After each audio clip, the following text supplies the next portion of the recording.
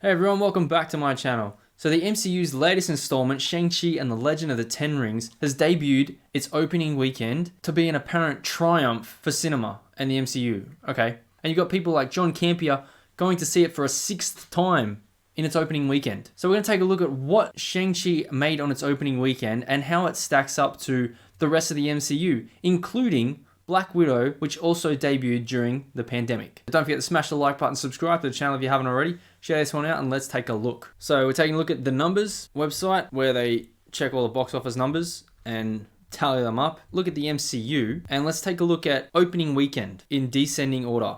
So you got Endgame, obviously number one. And now let's look at the bottom. Incredible Hulk came out, 55 million. Ant-Man, second bottom.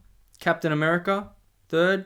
Thor, fourth. Fifth bottom, in just plain straight numbers, Shang-Chi. So Shang-Chi, 1, 2, 3, 4, 5. Fifth bottom at 71.4 million. And Black Widow debuted simultaneously on Disney Plus and in theaters, and it still made 80 million. Now, if you remember what happened with Scarlett Johansson, there was this whole discussion going on and debate going on about how companies are going to distribute their movies, if it was going to do it simultaneously on Disney Plus and theaters, or just have an exclusive theater window, which is what's happening now, a 45-day exclusive window for theaters. That actually hasn't helped Shang-Chi in its opening weekend compared to Black Widow, which made $80.36 million with a simultaneous Disney Plus opening. Scarlett Johansson later sued because she said she was losing earnings from it being on Disney Plus at the same time because she wasn't making box office numbers. But the box office numbers were still higher than Shang-Chi in its opening weekend. Now, let's look at what happened with Black Widow in its second weekend, because that is going to be a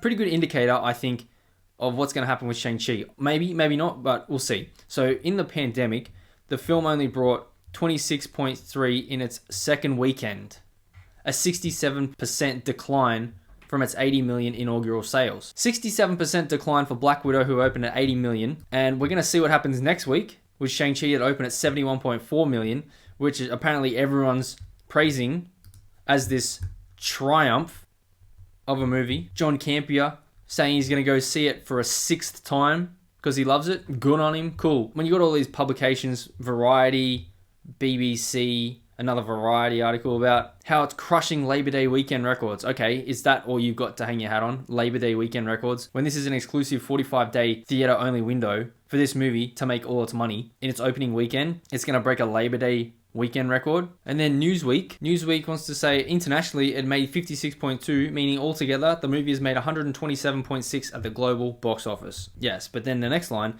it has not appeared too highly in the rankings of opening weekends for Marvel movies, likely due to the movie industry still feeling the aftershocks of the pandemic. Even though Black Widow released simultaneously on Disney Plus and in theaters, no exclusive window for theaters, made about 9 million more. And now a lot of people are very upset with Ryan because he's been speaking out about this movie for a bit.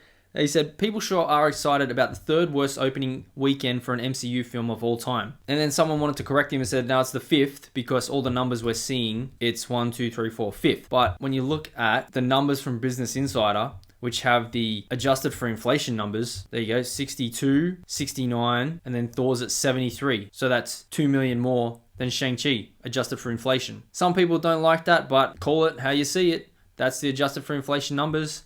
Bottom three or MCU movies. But even if we're not going to take those numbers, maybe we're being too harsh on them because the adjusted for inflation numbers make it look worse. Let's take a look at worldwide numbers, because let's include that like Newsweek did to see how their numbers are. Okay, worldwide. Oh, what's that? Shang-Chi, the lowest at 127. The lowest on worldwide box office. Now, that's also because China, I haven't heard about a China release yet. They're not too happy with it.